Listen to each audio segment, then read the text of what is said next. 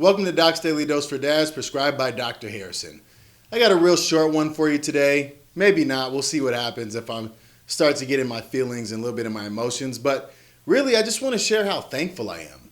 You know, last night, my wife was feeling kind of sick after we went bowling for my friend's birthday, and we ate some horrible bowling alley food. It's just a bunch of fried food. It was gross.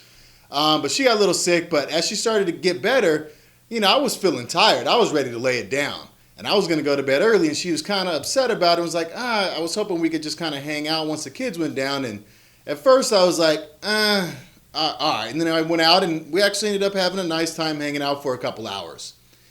Then I woke up in the morning, and my kids are starting to get to the age where they're not waking up at the crack of dawn every single day now. And they're also starting to stay up a little bit later on the weekends because they don't have school. And so I woke up around 6, and normally the house is buzzing by 6:30. But around 6, I made some coffee, and around 6:30, nothing. And so I whipped out my laptop and started pumping away on some work, and 7 o'clock, nothing. And so I was like, all right, I'm going to get some stuff done and just kind of chill and relax. And then I heard the pitter-patter of little feet around 8 a.m. And it was my youngest, Idris, getting out of his bed to find his way into our bedroom to look to see where everybody was. He looked in there. He didn't see me, and so he turned the corner and went towards the living room, and I was in the dining room. And he was looking around, he's alone. He's only 3, so he's a little bit nervous or scared, but still comfortable because he's in his own home. And I turned and was waiting for him. And he turned and saw me and got a big old smile from ear to ear and came running over, gave me a hug, and then I got him some breakfast, and we just sat and chilled for a little bit. And then, the middle kid woke up, Elam, and I went over and was like, oh, good morning, Elam. He's like, Daddy, don't forget, we have our hangout today. And I was like, don't worry, little man. I haven't forgotten. I know exactly what we've got planned. We're going to go to the card shop, and we're going to get you some sleeves for a binder so you can put your baseball and football cards in there. We're going to get you a new inner tube for your bike. And I'm going to show you how to fix it yourself so you don't got to pay this guy $20 to take 5 minutes to fix it. Even though we don't have all the tools, I got enough tools. And then we're going to go for a bike ride. We're going to stop and grab some lunch. And then we're going to head home.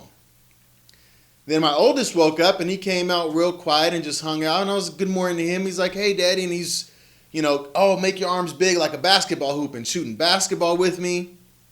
And I just stopped for a second right before I left the house, because every Sunday I go and float. And if you don't know what floating is, it's a sensory deprivation chamber. You basically get inside this big ass tank with about, 2 feet of salt water that makes you buoyant. So you float, and they shut all light, sound, all stimuli is gone, essentially. And you can't see or hear anything, and you're just floating in the water for an hour. I do it every Sunday. And right before I left, I went and gave everybody a kiss and a hug and told them I loved them, and I got in the car. And on my way to floating, I just stopped and thought for a second, like, man, I grew up with some tough situations.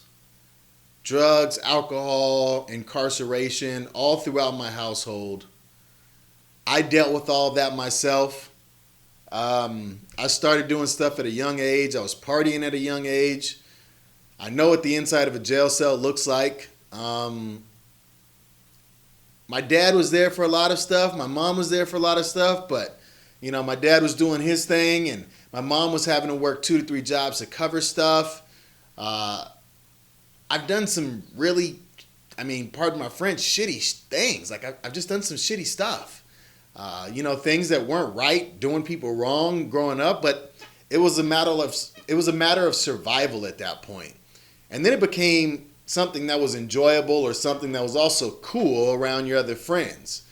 I got to college, I had a ton of fun, but I also did a bunch of stuff there that wasn't necessarily conducive to a better life for me, or a healthier life, or a kinder environment to the people around me. Even with my family, I wasn't always the greatest. I went through some rough spots. There are some times where I wasn't the best husband. I'm still working on that. There's some times where, I mean, hell, the kids got the brunt of my aggression sometimes, not in any kind of physical way, but I definitely would yell when I was stressed out. Like, I've put a lot of people through a lot of things before I kind of got myself centered. And I thought to myself, like, all of that stuff, everything I've been through, whether it was something of my doing or in the environment I was put in or done to me, I still have people who want to be around me. I still have people who appreciate my time and my love and my effort. I've done some bad stuff, but I got a kind heart. And I do a lot of good stuff as well. And I'm a work in progress like anyone else. But just to stop and think like, wow, my wife was sick, but she just wanted to hang out with me. My youngest was creeping, and as soon as he saw me, big old smile to start his day. He's ready to go.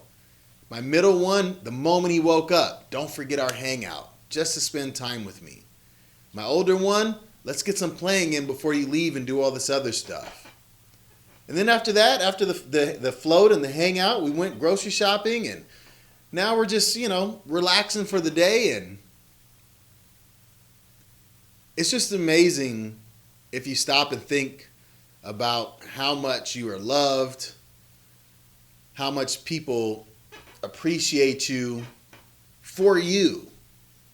I'm super thankful for that because they don't have to be here. People have done some stuff to me that's way smaller than the stuff that I've done, and I walk away and cut ties immediately. But they stick around. And it's not just my family, it's my friends too. Mom, dad, sister, all of my buddies out there. It's something that really warms my heart and makes me feel like everything's going to be okay. So I guess today was just more of a testimonial and confession, but what you can take away from it, because I always want to give something that people can take away anytime I speak, is take 5 minutes to sit down by yourself without your phone, without anyone around, and think about everyone who loves you. Think about everyone who wants so much of your time and appreciates you.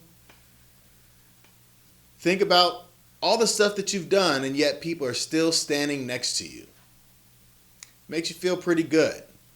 It also makes you aware of how much you're loved and makes you want to do better for those people. And I'm trying, especially after today. And I want to thank all of you guys for watching, for listening, for just being here.